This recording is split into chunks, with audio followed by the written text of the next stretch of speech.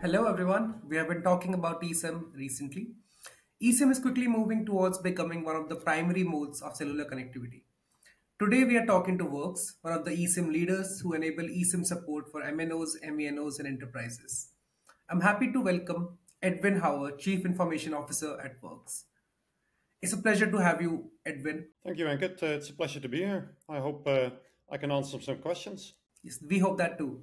Thank you for joining in. For our viewers, before that, would you like to introduce Workz? What do you do and what are your products and services? Yeah, sure. So basically, Workz has been in business for about 25 years. We basically, provide subscriber solutions and eSIM solutions. That means, the hardware, so the SIM modules, both, the UICC and EUICC, or better known as eSIM, I guess, as well as the software on the chip, and then of course the eSIM solutions in the cloud as well, amongst others. Right. Earlier, I said that eSIM can become a primary mode of cellular connectivity in this decade. Do you agree with that statement? Well, the short answer, I guess, is yes, right? But I think it's a little bit more complicated than that because it's depending on quite a lot of things as well. Mainly, the handsets. So as you can see now, the handsets are more of the high-end handsets will have the eSIM in there, and now, of course, with some phones, maybe an eSIM only. But there's still, the mid-tier, lower-tier handsets that do not have an eSIM.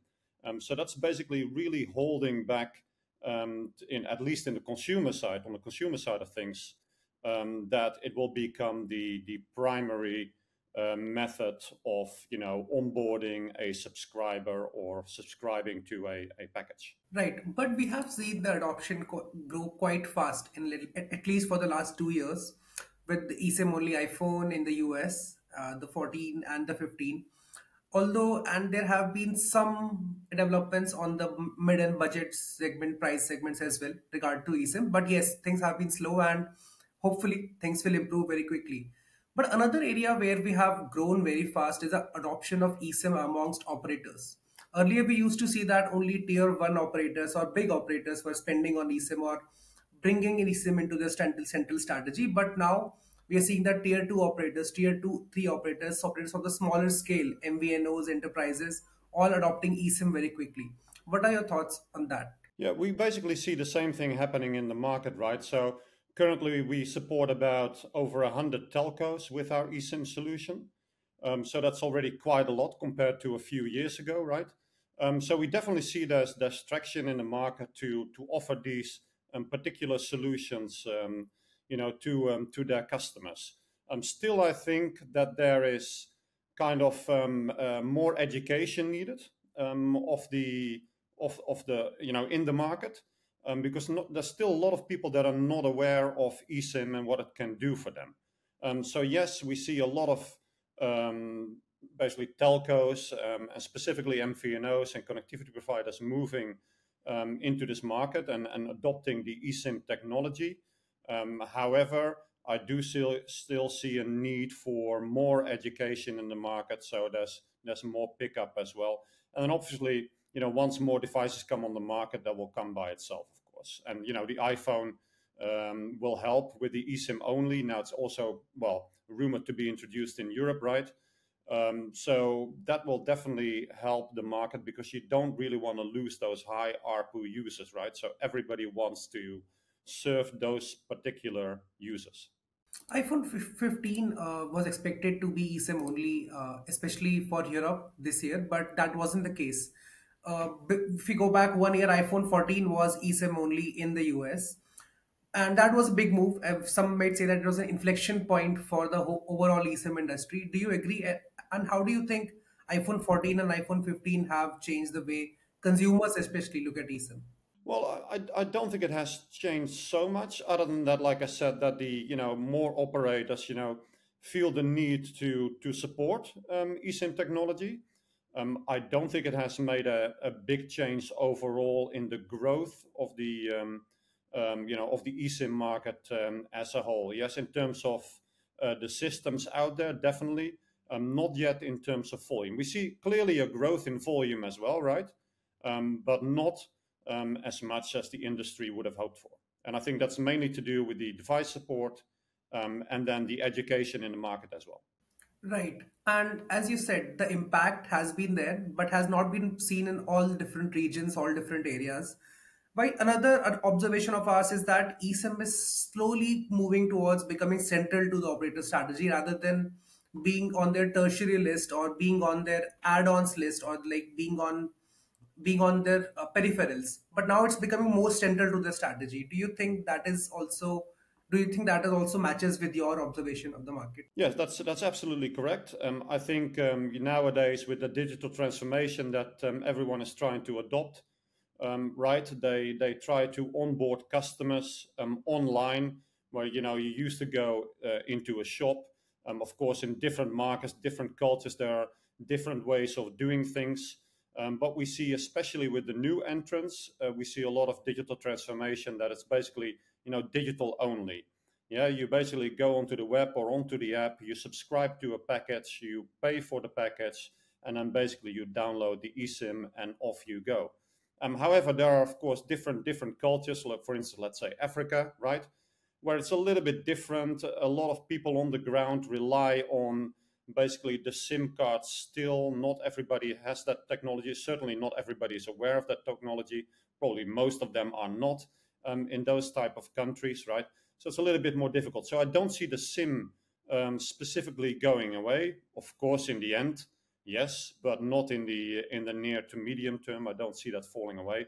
But what we do see now, specifically in markets that are not so well supported right now, like Africa, that more and more operators become aware and want to basically implement that solution.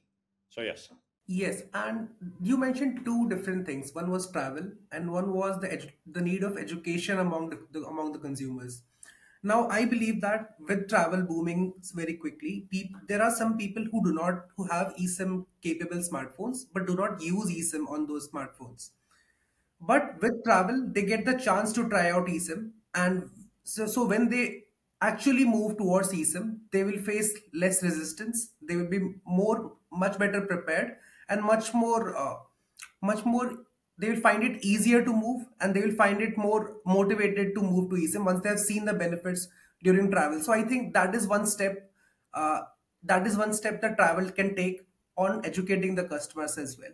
Yeah, I think when you look at that from a travel perspective, right? So I myself do this as well, right? I've got a normal SIM card in my home country because multiple enabled profiles is not really available on most devices, right? So I use that, and when I travel, for instance, when we will be at MWC in Barcelona, then I will basically get my eSIM, online. Yeah, I don't really need to buy an eSIM any longer. Although in Spain last year it was really difficult to get, and I think that's where all the MVNOs have been taking up this space at the moment instead of the local telecom operators. Yeah, so they moved into the travel market, whereas the local operators, well, at least until fairly recently, have not. It was still difficult to get an eSIM as purely a data package or a prepaid package, right? So in many countries, that was, even in Europe, it was still not possible. Obviously, nowadays, I think, or more recently, they start to realize that as well. But for instance, last year when we were at MW, well, basically the MVNO World Congress, yeah, everybody was talking about the travel market. All the MVNOs, they were moving into the travel market, or a lot of them, right? Because it's an opportunity, because the local operators didn't take that opportunity as yet, right? So that's why I think eSIM, especially for people that travel, they will obviously know about this because it is an advantage to them, right? But other than that, I think still the education into the market needs to happen, because if people don't see the need for eSIM, right, and they still can use their SIM card and it will fulfill all their needs, and they still change their SIM cards, I think there's more education necessary from the operators themselves. Right. And with all this growth that we have seen in terms of devices, operators, do you think the demands of the operator from players like you, what they were, with regards to eSIM 2 years back have also changed a lot? I think it has changed a bit, definitely, and I think there are probably a couple of areas where it changed. Right, I think one of the area is more related to the devices that it supports. So, for instance, if you had a 5G device or an older device, for instance, which supports a different profile version, you basically had to provide different QR codes for different devices, right? Because you would normally deliver a different profile type to that, or profile version to that particular customer. So if you have a 5G device, you would have a 5G profile, otherwise another form of profile. But if you have, for instance, an old device with an older version of an eSIM in there, you would need to provide a lower version of that particular profile.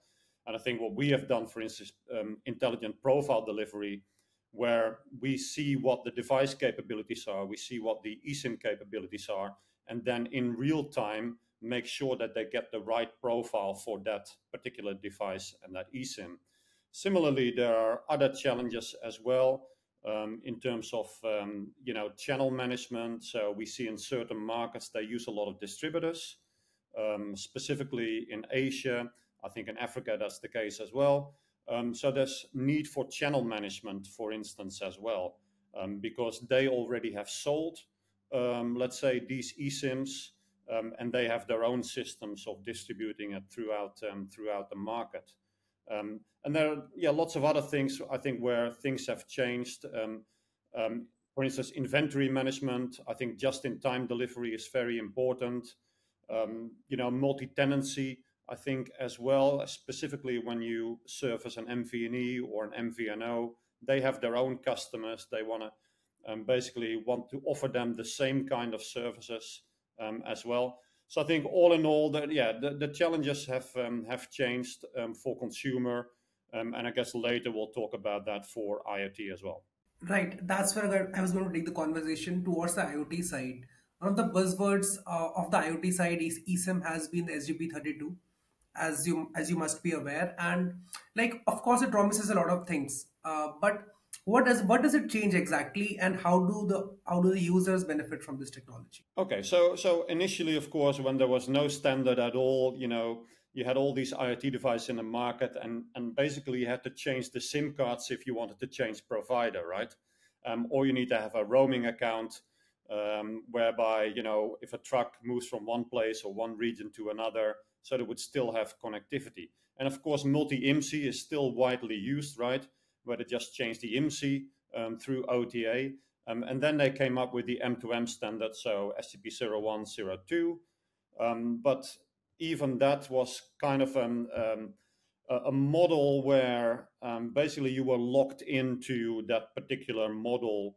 And also, I think the challenges there were that, first of all, you were locked into a certain provider. You would have to do integration, so the cost was pretty high as well. So let's say if you wanted to get an AT&T profile or a T-Mobile profile or any profile from the world, you would have to integrate into another platform, another SMDP, because a lot of these operators were not willing to donate profiles to you, right, to put onto your own platform. So the cost then became very, very high, and it was just not flexible. Also in terms of NB-IoT, right, where SMS is not supported, and as you know, you would have to trigger the download of a profile through an SMS. Well, if the SMS is not supported, then that model would not work either. So there are quite a few challenges there. And obviously, if you were a big company, let's say like an auto manufacturer, then you could have your own system, and you probably could work with an AT&T and a Verizon and a Vodafone and so on.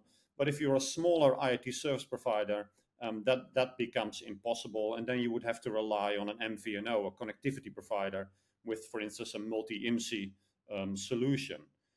So workable, but not as flexible. So hence they came up with a new standard based on the consumer standard, SCP-22, which is now then basically SCP-31 and 32, where they use the base the basis of that is the consumer model, the SMDP Plus. So basically what they've done then introduced a new component, the EIM or the eSIM IoT Remote Manager, which basically where you can handle or basically manage all these devices remotely. You can manage all the profiles from these operators. And why can you manage all these profiles?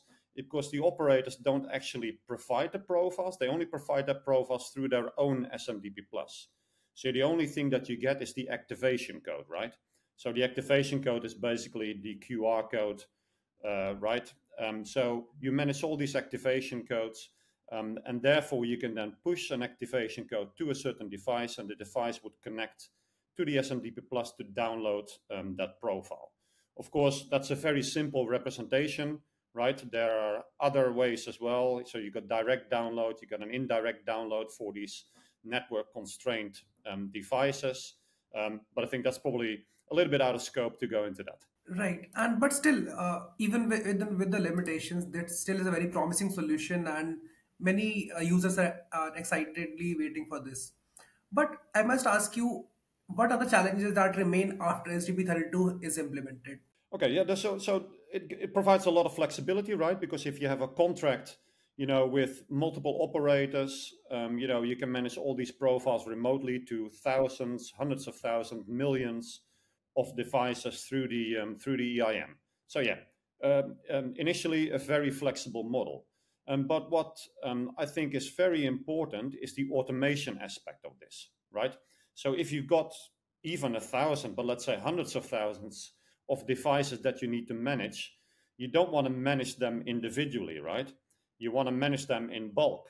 But actually, what you want to do, you want to automate this more. So, for instance, if a particular device is, let's say, in Germany, that device would basically, let you know, I'm in Germany, what profile should I use, right?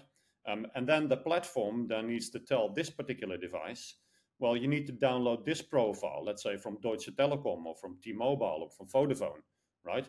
And then when it moves to a different region, it could basically notify the platform again saying, hey, I'm here. Is this profile still good, or do you want me to download another profile? And basically that automation, that is really important because you don't want to manage all these particular devices manually. So with our EIM, we've basically bridged that gap, but there is no standard way of doing this, right? So the GSMA has implemented standard interfaces for, how you should download a profile, how you should enable it, how you should disable it, delete it perhaps, right?